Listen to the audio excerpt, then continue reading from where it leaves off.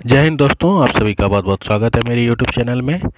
मैं आप सभी को आरपीएफ जो कांस्टेबल का एग्जामिनेशन है उसके रिगार्डिंग जनरल अवेयरनेस की क्लासेस करा रहा हूं और आप सभी को बता देना चाहता हूं कि ये जो भी क्वेश्चन आप कर रहे हैं ये सब PYQ है।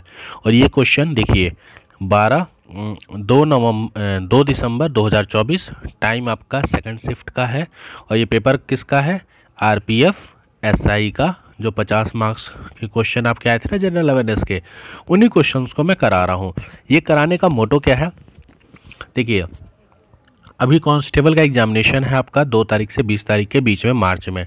अगर आप PYQ लगा के जाएंगे तो आपका बहुत चांसेस हैं कि आपके क्वेश्चंस रिपीट करें, और हमने देखा भी है कि बहुत सारे जो डेज हैं इसमें क्वेश्चंस आपके रिपीट हुए हैं।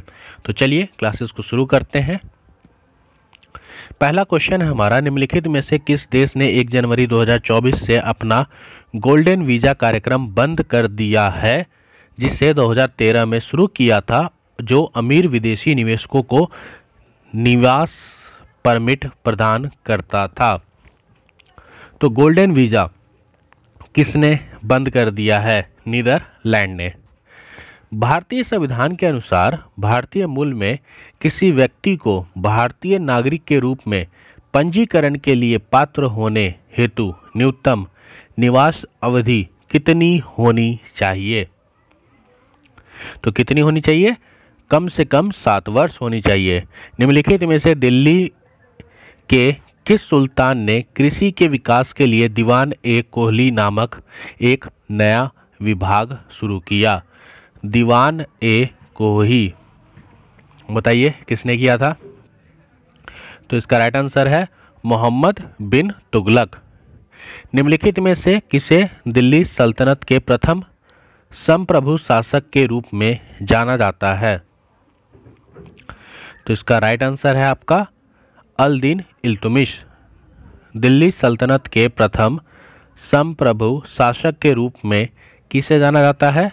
तो शस्म अल-दीन इल्तुतमिश को। क्लियर? आगे बढ़ते हैं। एक वर्ग कितने के बराबर होता है? एक वर्ग, तो एक वर्ग आपका 10⁻⁻7 जूल के बराबर होता है एक अर्ग। भारतीय संविधान का कौन सा अनुच्छेद भारत के केंद्र शासित प्रदेशों में उच्च न्यायालय के गठन से संबंधित है? उच्च न्यायालय के गठन से संबंधित कौन सा अनुच्छेद है केंद्र शासित प्रदेशों में? तो इसका राइट आंसर हो जाएगा आपका अनुच्छेद 241। पेरिस पैरालंपिक गेम्स 2024 में रजत पदक विजेता थुलासिमिथी निम्नलिखित में से किस खेल से संबंधित हैं? थुलासिमिथी मुरुगेसन, बताइए किस खेल से ये संबंधित है? तो राइट आंसर है ऑप्शन बी, बैडमिंटन। उस नील फ्लोरोसेंट रजक का नाम बताइए जिसका उपयोग जीवित या स्थिर कोशिकाओं के रंजन स्टेन के लिए किया जाता है? तो उसका राइट आंसर है आपका DAPI। आगे बढ़ते हैं। मृदा स्वास्थ्य कार्ड, सॉइल हेल्थ कार्ड योजना से निम्नलिखित सभी शामिल हैं सिवाय, अच्छा आपको बताना है कि सॉइल हेल्थ कार्ड में निम्नलिखित में से कौन सा शामिल नहीं है? या बोला ना सिवाय। तो किसानों की आय दोगुनी करना ये सॉइल हेल्थ कार्ड में शामिल नहीं है। बाकी मृदा परीक्षण प्रयोगशाला की कार्यवाही का विकास करना, ठीक है, पोषक तत्व की कमी को दूर करना और पोषक तत्व प्रबंधन अभ्यासों और उर्वरकों के संतुलन उपयोग को बढ़ावा देना, ये सब आपका सॉइल हेल्थ कार्ड में है। किसानों की आय दोगुनी करना ये इसमें नहीं है। भारत में मिशन पोषण 2.0 योजना किस वर्ष शुरू की गई थी? तो मिशन पोषण 2.0 योजना आपकी 2021 में शुरू की गई थी। निम्नलिखित में से किस सुधार संगठन ने एनिबेशन के मार्गदर्शन में प्राचीन भारतीय दर्शन सिद्धांतों के अध्ययन को बढ़ावा दिया? तो किसने दिया? थियोसॉफिकल सोसाइटी ने। थियोसॉफिकल सोसाइटी एनी बिसेंट, याद रखिएगा। 1 दिसंबर 2023 से लेकर 30 नवंबर 2024 तक G20 की अध्यक्षता किस देश के पास होगी? तो किस देश के पास थी? ब्राजील। निम्नलिखित में से कौन सी उष्णकटिबंधीय पर्णपाती वनों की विशिष्ट विशेषता है? तो कौन सी है? पेड़ मौसम के अनुसार पत्ते गिराते हैं। आगे बढ़ते हैं। भारत सरकार द्वारा शुरू किए गए नव भारत साक्षरता कार्यक्रम में किस आयु वर्ग को शामिल करने का लक्ष्य रखा गया है? तो किसको रखा गया है? 15 वर्ष या उससे अधिक। भारत में निम्नलिखित में से किस राज्य में कृषि कार्यों में लगी महिलाओं के लिए तनवा परियोजना शुरू की गई है? तो किसके लिए? तमिलनाडु। 1939 में फॉरवर्ड ब्लॉक की स्थापना निम्नलिखित राष्ट्रीय नेताओं में से किसने की थी? Forward block. तो राइट आंसर हो जाएगा सुभाष चंद्र बोस। ठीक है, आगे बढ़ते हैं। अक्टूबर 2023 में अपग्रेड किए गए उन्नत परिवहन प्रबंधन प्रणाली में निम्नलिखित में से किसे पहली बार लागू किया गया? तो बताइए किसे पहली बार लागू किया गया? राइट आंसर हो जाएगा video assistant dictation and enforcement system, VIDES। उस आर्थिक आधिकारिक संरचना को पहचानिए जो भारत और विश्व स्तर दोनों पर स्टॉक ट्रेडिंग, विभिन्न प्रकार के निवेश और जमा वित्त पोषण पहल को ऋण प्रेषण जैसी वित्तीय गतिविधियों को समर्थन करती है। तो बताइए भारत और विश्व स्तर पर स्टॉक ट्रेडिंग को कौन समर्थन करती है? तो राइट आंसर हो जाएगा आपका बैंकिंग संस्थान। भारत में संसदीय कार्य समिति के अध्यक्ष कौन है?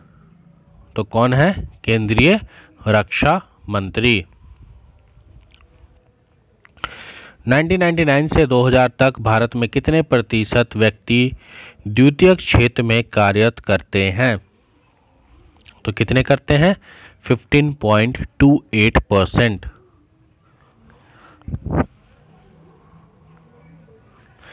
अंतर्राष्ट्रीय इकाई प्रणाली SI में किस भौतिक कारक का मान 6.6207015 इंटू 10⁻⁻34 जूल हर्ट्ज होता है? तो बताइए किसका होता है? तो ये होता है आपका प्लैंक कांस्टेंट का। भारतीय नौसेना और बांग्लादेशी नौसेना के बीच द्विपक्षीय अभ्यास का चौथा संस्करण आपका बोंगो सागर 2023 किस माह में आयोजित किया गया था? तो आप यहाँ पे देख सकते हैं कि आपका जो करंट अफेयर का क्वेश्चन है ना, 1.5-2 साल पुराना पूछा गया है आपसे। 2023 का क्वेश्चन पूछा जा रहा है, तो आप थोड़ा सा अनएक्सपेक्टेड करंट अफेयर हो सकता है, तो इस चीज़ का ध्यान रख के चलिएगा, या फिर 1.5 साल पुराना करंट अफेयर जरूर तैयार रखिएगा। तो ये कब किया गया था? नवंबर 2023 में। भारतीय रिजर्व बैंक मुद्रास्फीति को नियंत्रित करने के लिए रेपो रेट का उपयोग कैसे करता है? तो कैसे करता है? रेपो दर में वृद्धि करके बैंकों के लिए उधार लेना अधिक महंगा बनाकर अर्थव्यवस्था में जो मुद्रा की आपूर्ति है उसमें कमी आ जाती है। निम्नलिखित में से कौन सा अनुच्छेद भारत के नियंत्रक महालेखा परीक्षक से संबंधित है? तो कौन सा अनुच्छेद है? अनुच्छेद 148। अभिनव भारत मंदिर, जिसे हम यंग इंडिया सोसाइटी की स्थापना डैश और उनके भाई ने भारतीय स्वतंत्रता संग्राम के दौरान एक गुप्त संगठन के रूप में की थी। तो बताइए यंग इंडिया सोसाइटी की स्थापना किसने की थी? तो विनायक दामोदर सावरकर। निम्नलिखित में से किसने भारतीय संविधान को वकीलों का स्वर्ग और आम नागरिकों के लिए समझना कठिन, lawyer paradise and difficult to understand by common citizen कहा था। किसको? भारतीय संविधान को। किसने कहा था? तो आइवर जेनिंग ने। निम्नलिखित में से कौन सी सावना इकोसिस्टम तंत्र में पाई जाने वाली मुख्य प्रजाति है? सवाना पारिस्थितिक इकोसिस्टम। तो राइट आंसर हो जाएगा ऑप्शन 2 हाथी। आगे बढ़ते हैं। निम्नलिखित में से कौन सा अरुणाचल प्रदेश में आदि समुदाय का सामाजिक धार्मिक त्योहार है? अरुणाचल प्रदेश में तो सोलोंगु उत्सव। सोलोंगु उत्सव भारत में निम्नलिखित बायोस्फीयर रिजर्व का उत्तर से दक्षिण तक सही क्रम में लगाइए। ये क्वेश्चन आपका बार बार पूछा जा रहा है। बायोस्फीयर रिजर्व कल की क्लास में भी मैंने इसी टाइप का एक क्वेश्चन कराया था और आज की क्लास में भी देखिए आपको इस टाइप के क्वेश्चंस मिल रहे हैं। तो इसका राइट आंसर हो जाएगा आपका किधर से लगाना है? उत्तर से दक्षिण। तो उत्तर से दक्षिण तो नोरेका दक्षिण में है 3333, ऑप्शन पहला हो जाएगा। डिब्रू सेखोवा मानस, उसके बाद नोरेके। ठीक है, उत्तर से दक्षिण की तरफ ये आपका जा रहा है। आगे बात करते हैं। निम्नलिखित में से कौन सा अधिनियम भारत में उच्च न्यायालयों की स्थापना से संबंधित है? तो भारत में उच्च न्यायालय के स्थापना से संबंधित कौन सा नियम है बताइए। इसका राइट आंसर क्या हो जाएगा? तो इसका राइट आंसर हो जाएगा आपका भारतीय उच्च न्यायालय अधिनियम 1861। आगे बढ़ते हैं। एक और क्वेश्चन है यहाँ पर। सेडशिप जिसकी जनगणना 2011 में सबसे कम अधिक साक्षरता दर्ज की थी, निम्नलिखित में से किस राज्य का ये एक जिला है? तो बताइए सेडशिप कहाँ का है? तो सेडशिप आपका मिजोरम का है। कहाँ का है? मिजोरम। 2023 में संप्रीति सैन्य अभ्यास का 11वां संस्करण कहाँ आयोजित किया गया? तो कहाँ आयोजित किया गया? उमरोई, भारत। सबसे अधिक समूपयोजित पाले जाने वाले और वाणिज्य गैर सहतूती रेशम कीटों में से एक ईरी सिल्क वॉर्म का वैज्ञानिक नाम क्या है? ईरी सिल्क वॉर्म का वैज्ञानिक नाम आपसे पूछा है। तो इसका वैज्ञानिक नाम है आपका फिलोसाइमा रिसिनी। ठीक है, फिलोसाइमा रिसिनी। नियोलिथिक साइट में कूपागल्स किस राज्य में स्थित है? कूपागल नियोलिथिक साइट में किस राज्य में स्थित है? तो किस राज्य में है? कर्नाटका में। निम्नलिखित में से कौन सा वाद्य यंत्र आमतौर पर हिंदुस्तानी शास्त्रीय संगीत में उपयोग नहीं किया जाता है? तो कौन सा नहीं किया जाता? घातम। थोड़ा सा जूम कर देता हूँ, आई थिंक पता नहीं दिख रहा हो आपको। भारत में 8वीं पंचवर्षीय योजना के अध्यक्ष कौन थे? तो भारत में 8वीं पंचवर्षीय योजना के अध्यक्ष PV नरसिंहा राव जी थे। 14वीं शताब्दी की दूसरी तिमाही के दौरान दक्षिण भारत में 3 स्वतंत्र साम्राज्य स्थापित हुए, निम्नलिखित में से कौन सा इसका भाग नहीं था? तो कौन सा इसका भाग नहीं था? एक मालाबार, विजयनगर और बहमानी, ये इसका भाग नहीं था। तो ऑप्शन 3 आंसर हो जाएगा। आगे बढ़ते हैं। नागरिकता अधिनियम 1955 के अंतर्गत भारतीय मूल के व्यक्ति को भारतीय नागरिक बनने के लिए कितने वर्ष तक भारत में निवास करना आवश्यक है? ये बता दिया था मैंने। कितना? 7 वर्ष। आगे बढ़ते हैं। भारत का पहला कृत्रिम उपग्रह भारतीय अंतरिक्ष अनुसंधान संगठन द्वारा अंतरिक्ष में प्रक्षेपित किया गया है। तो बताइए पहला कृत्रिम उपग्रह जो इसरो के द्वारा भेजा गया है, तो ये क्या हो जाएगा? आर्यभट्ट। क्लियर? आगे बढ़ते हैं। कोशिका जीव विज्ञान के संदर्भ में निम्नलिखित में से कौन सा कथन आपका पदार्थ का सर्वोत्तम वर्णन करता है? तो कौन सा करता है? ऑप्शन 3, गमन और पोषण के लिए उपयोग की जाने वाली कोशिका झिल्ली के अस्थायी प्रवर्ध। ठीक है, आगे बढ़े। क्वेश्चन नंबर 41 है, संधारणीय कृषि पद्धति ग्रामीण विकास में किस प्रकार योगदान देती है? तो किस प्रकार ये योगदान देती है? तो ये आपका मृदा स्वास्थ्य, जल संस्करण, जैव विविधता को बढ़ाकर, जिससे दीर्घकालिक कृषि उत्पादक और ग्रामीण आजीविका को बेहतर बनाया जा सकता है। तो ऑप्शन 3। आगे बढ़ते हैं। निम्नलिखित में से किसने द इनहेरिटेंस ऑफ लॉस पुस्तक लिखी है? इनहेरिटेंस ऑफ लॉस पुस्तक इनमें से किसने लिखी है? तो किरण देसाई। जनवरी 2024 में प्रधानमंत्री श्री नरेंद्र मोदी द्वारा शुरू की गई कोची लक्षद्वीप द्वीप समूह सबमरीन ऑप्टिकल फाइबर केबल परियोजना को किस संस्था द्वारा वित्त पोषित किया जा रहा है? अच्छा, आपको बताना है कोची लक्षद्वीप जो समूह सबमरीन ऑप्टिकल फाइबर है, इसको किस संस्था के द्वारा सपोर्ट किया जा रहा है? तो ये आपका यूनिवर्सल सर्विस ऑब्लिगेशन फंड। घटम शब्द कर्नाटक संगीत प्रदर्शन में प्राय उपयोग किए जाने वाले किस ताल वाद्य से संबंधित है? घटम किससे संबंधित है? ये मटका से। जुलाई 2024 में रॉबर्ट जेराई रवि किस दूरसंचार कंपनी के नए चेयरमैन और प्रबंधक निर्देशक बने, CMD बने? Robert Gerard Ravi.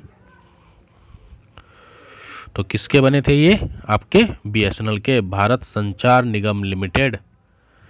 आगे बात करते हैं हम, लुमिनस इंटेंसिटी की SI क्या है? लुमिनस इंटेंसिटी की SI है कैंडेला। केंद्र सरकार ने पेट्रोलियम परिचालकों को डैश से अलग करने के लिए अगस्त 2024 में लोकसभा में तेल क्षेत्र संशोधन विधेयक 2024 प्रस्तुत किया है। तो बताना है किस चीज़ के लिए केंद्र सरकार ने पेट्रोलियम परिचालकों को डैश से अलग करने के लिए? तो किससे अलग करने के लिए? खनन से। अक्टूबर 2024 में बांग्लादेश के खिलाफ खेली हुई T20 क्रिकेट सीरीज के लिए भारत की टीम के कप्तान किसे बनाए गए हैं? तो किसे बनाए गए थे? सूर्य कुमार यादव को।